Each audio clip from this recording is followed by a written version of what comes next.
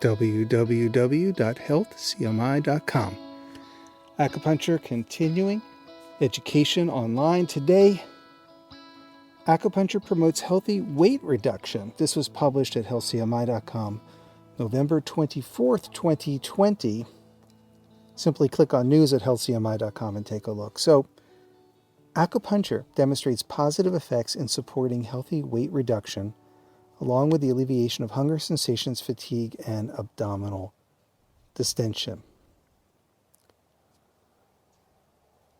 One thing that's important to note here is that acupuncture here is correcting physical problems. So if someone's, let's say, having an insulin secretion issue that's preventing weight loss, acupuncture or sometimes even herbal medicine can help deal with that physical problem that is a barrier to getting healthy. So this isn't saying that you can't avoid lifestyle in terms of exercise, things like that, or even dietary modification. It's just saying that the research is showing that for people who have these recalcitrant problems due to sometimes intractable illnesses, that they can get results with acupuncture and herbs.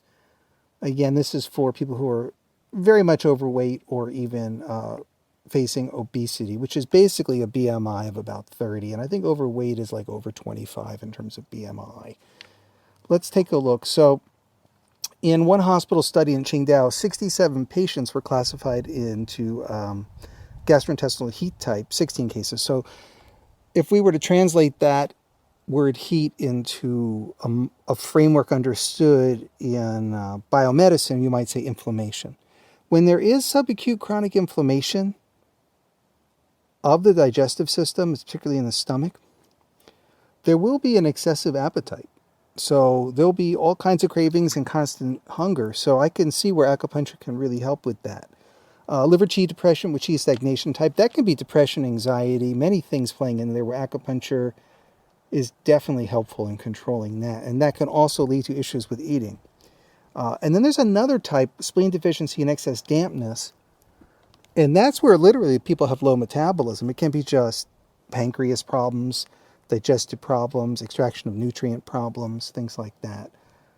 And then there's another one they classified with 18 cases, qi deficiency with blood stagnation type. Probably getting a little more serious in the terms of that case. They did acupuncture treatments over a 15-week period. And the main points used for weight management were concentrated in the abdominal area, which is interesting. So Qi Hai Guanyong, so CV6, CV4, from the famous Dian, or in some provinces known as the Dian treatments, Qi Hai Guanyong Zhongji, right, CV643. Here they're using the top 2 points from that combo, CV6 and CV4. That's definitely going to give metabolism a kick, right? Definitely going to kick things into gear with digestion. They added Zhengwan, CV12, CV10 also. Good old stomach 25, Tian Shu, nothing like helping restore. These are local points about 2 inches lateral to the navel. And what they do is help, for example, restore natural peristaltic movement to the intestines for sluggish digestion. Especially if someone's constipated a lot, it's very difficult sometimes to promote healthy weight loss. So Tian Shu is a key herb with that. We use it a lot for cases of endometriosis, many things. And spleen 15, which is interesting because we also use that for cases of chronic loose stool and diarrhea. So I think they're doing a balancing of digestion here by combining stomach 25 and spleen 15 Da Hang.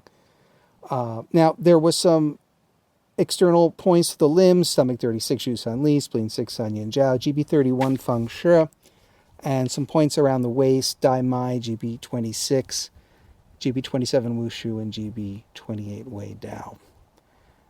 They also used extra acupuncture points used based on specific diagnostic patterns for patients, so there was some customization allowed.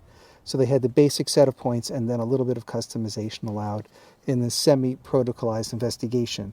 After 15 weeks, let's take a look at the numbers. I'm looking at them right here. BMI decreased from an average of 32.3. It's pretty high, not crazy high, but pretty high. Where you could be looking at taking 10 years off of your life or something like that, right? Down to 27.3. So they'll still be overweight after the study, but it would certainly be a less life-threatening level. So that's definitely a boost. Average weight dropped from about 77.3 kilograms to 71.5. And yeah, it's modest, but this is what they're doing here. They're just using the acupuncture to stimulate digestion for these specific diagnostic considerations and seeing how much nourishing and strengthening of the body can achieve. Because regardless of whether someone gets counseling, does lifestyle modification, does dietary modification, if there's underlying organ deficiencies and excesses, this can make it very, very difficult to take the weight off. So at least by normalizing bodily functions and really optimizing health, people have a fighting chance when they do go into full programs to really make those kinds of changes by dealing with the physical elements holding them back. Now, in a related study, Huainan Traditional Chinese Medicine Hospital researchers conducted a clinical trial with 100 patients. They received 3 months of treatment with daily treatment for the first 15 days, then every other day for the remainder of the time. Average BMI, dropped 26 to 23. Again, 3 kilograms. So we're not saying it's a miracle cure for everyone. It's just helpful. Average weight went from 79.48 to 68.66 kilograms, plus or minus 4.31 kilograms. The acupuncture points used for patients, this is a very interesting breakdown. So people who had fat distributed evenly over the abdominal area. The points were as follows: CV11, Jianli; CV6, again, Qi Hai, one of the key points for really boosting energy and metabolic power in the human body, and spleen 15. For patients whose upper abdominal area accumulated more fat, they used CV12, Zhongwan, CV10, Shaowan, CV9, Shui Fen, and stomach 24, Hua Ro Men. And then with people who had fat concentration more in the lower abdominal area, they used a different set of points. And let's take a look at those. Let me pull those up right here. CV4, Guan Yuan. See, so again, you had CV6, now you're adding Guan Yuan. CV4. Stomach 26, Weiling, and spleen 14, Fu Jie.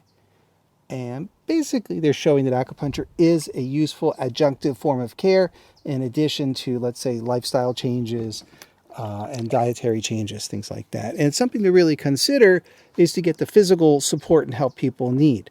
For example, it's common knowledge you can't just modify a diet. You also have to, for example, deal with some of the causes of eating disorders. Or, for example, you can't just modify diet. You might need to have proper exercise or movement or sleep hygiene, things like this. Well, suppose someone's body is out of calibration and really needs support. This is what these studies are pointing to. So I want you to go to healthcmi.com and click on news and take a look. I think you'll like the results, and hopefully we've all learned something here today. Thank you for listening. I'm Adam White, licensed acupuncturist. If you like us, write a nice review for us. We'd really appreciate it. www.healthcmi.com.